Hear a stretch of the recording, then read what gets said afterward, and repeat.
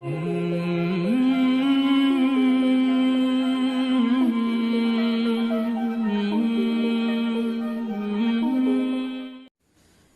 हौला वला कुव्वता इल्ला बिल्लाहिल अलील अज़ीम। औज़ु बिल्लाहि मिनश शैतानिर रजीम।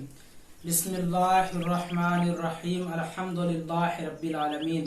अस्सलातु वस्सलामु अला रसूलिल्लाह व अला आले रसूलिल्लाह ला सियमा बक़ियतिल्लाह। अम्मा बाद। क़ाल रसूलुल्लाह सल्लल्लाहु अलैहि वसल्लम अन आमिला अला गैरि इल्मिन काना मा युफ़सिदु अक्सर मिम्मा युस्लिहु।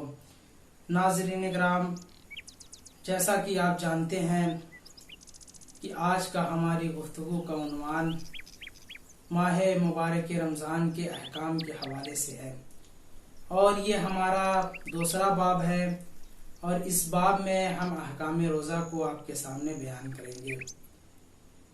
नाज़रीन इकराम, जिस तरीके से हम आपके लिए खिदमत अंजाम दे रहे हैं उसी तरीके से आपका भी फ़र्ज़ बनता है कि आप भी इस वीडियो को ज़्यादा से ज़्यादा शेयर करें और सब्सक्राइब करें।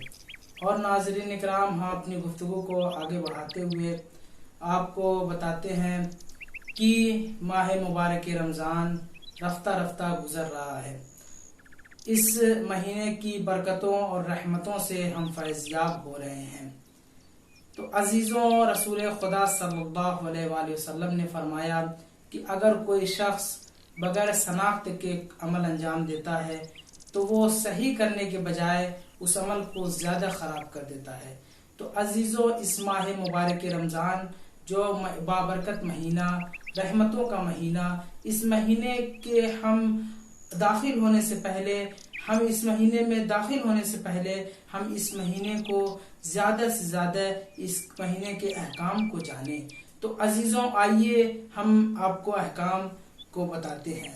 नाज़रीन इकराम, बहुत से लोग सवाल करते हैं कि माह मुबारक रमज़ान में बरश किया जा सकता है। ये दुरुस्त है, आप इसमें बरश कर सकते हैं, जायज़ है, कोई दिक्कत की बात नहीं है, इसमें हम बरश कर सकते हैं। और बहुत से लोग नाज़रीन इकराम सवाल करते हैं कि जो हम माह मुबारक रमज़ान में हालत रोज़ा में क्या हम अतर लगा सकते हैं? बिल्कुल आप लगा सकते हैं, जायज़ है, किसी तरीके का कोई इसमें इश्काल नहीं है, आप अतर लगा सकते हैं, जायज़ है। और नाज़रीन इकराम, माह मुबारक रमज़ान में बहुत से सवालात इस तरीके से होते हैं कि क्या हम माह मुबारक रमज़ान में जब रोज़ा हम रह रहे हैं तो रोज़े की हालत में क्या हम थूक जो ज़बान में आता है, जो मुंह में थूक आता है, क्या इस थूक को हम निगल सकते हैं? तो ये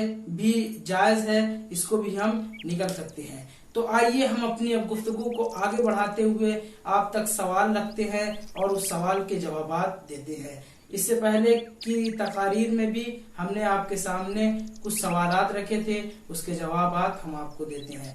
कि बहुत ज्यादा लोग सवाल करते हैं कि क्या रोजे की हालत में जब हम सहर खाकर उसके बाद हम सोते हैं तो उसके बाद क्या हम अगर मुजनिब हो गए तो क्या हमारा रोजा बातिल है या रोजा सही है?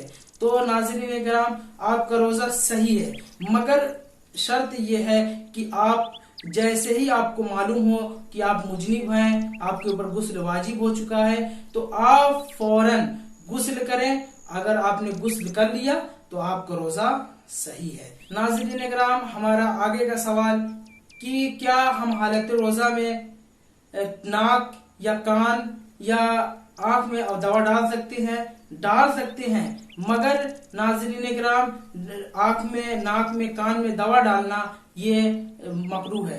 किताब में साफ साफ जिक्र है कि आंख, नाक, कान में अगर इंसान दवा डालता है हालत रोजा में तो ये दवा डालना रोजे को मकरूह कर देता है। अगर मकरूह का मतलब ये होता है कि नाज़रीन इकराम कि मकरूह उसे कहते हैं कि न इसका कोई सवाब है न इसका कोई अजाब है। तो नाज़रीन इकराम, अगर हम रोजे की हालत में ऐसा काम करेंगे तो क्या हमारा रोजा कि रोजे से कोई फायदा हो सकता है? नहीं हो सकता, बिल्कुल नहीं हो सकता नाज़रीन इकराम। अगर हम मकरूह काम करेंगे हालत रोजा में तो हमारा रोजे रखने का कोई फायदा ही नहीं है।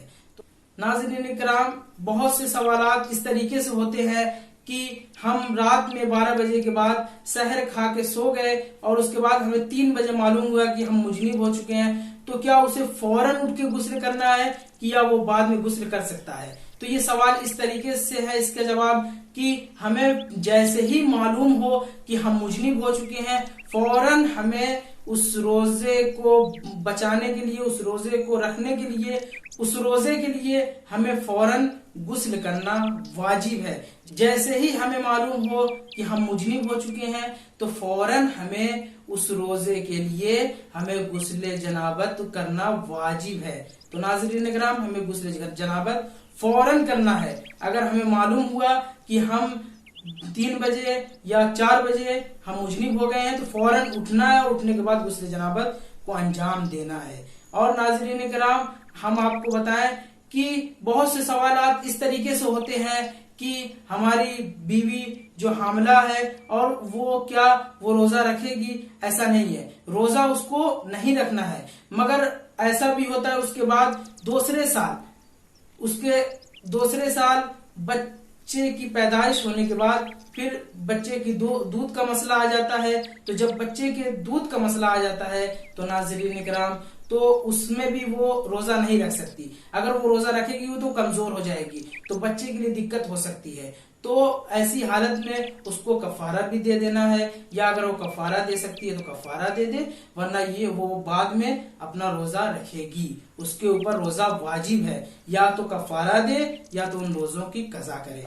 और नाज़रीन किराम, हम इसी के साथ अब आपसे अलविदा लेते हैं।